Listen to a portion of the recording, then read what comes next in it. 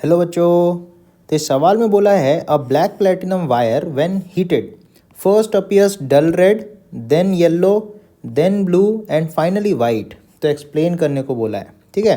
तो एक्चुअली अगर आपको वीन्स डिस्प्लेसमेंट लॉ ध्यान हो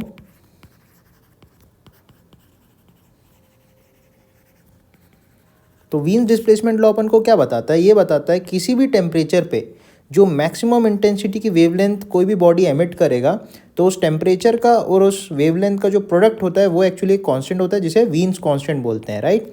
तो आप देखोगे temperature actually inversely proportional to जो लैम्डा मैक्स होगा, ठीक है। वैसे तो कोई भी बॉडी किसी भी टेम्परेचर पे हर वेवलेंथ की रेडिएशन रिलीज कर रहा रहता है, लेकिन एक पर्टिकुलर वेवलेंथ होती है जिसकी सबसे ज़्यादा रेडिएशन एमिट हो रही होती है, उसकी इंटेंसिटी सबसे ज़्यादा होती है, ये वही वाली वेवलेंथ है और उसी कलर का हमें वो बॉडी नज़र आता है। तो अगर आपको पता हो VIBGYOR विबग्योर, राइट।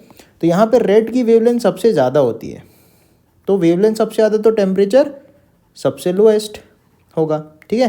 तो जैसे जैसे आप टेम्परेचर बढ़ाओगे तो एक्चुअली आप वेवलेंथ को घटा रहे हो, और वी जो होता है वायलेट कलर जो होता है इसकी लैम्डा सबसे कम होती है विबग्योर के अंदर में, ठीक है।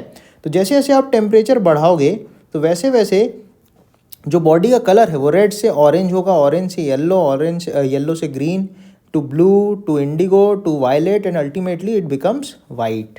तो actually reason Wien's displacement law के थ्रू हम समझा सकते हैं कि जैसे जैसे आप बॉडी का टेम्परेचर आप बढ़ाओगे तो वो बॉडी जो है वो कम वेवलेंथ, शॉर्टर वेवलेंथ की वो जो रेडिएशंस है उसको एमिट करने लग जाता है। तो जैसे जैसे वेवलेंथ छोटी होती जाती है तो बॉडी का जो कलर है जो हमें दिखता है वो रेड से येलो, येलो से ब्लू और फाइनली वाइट नज़र आता है।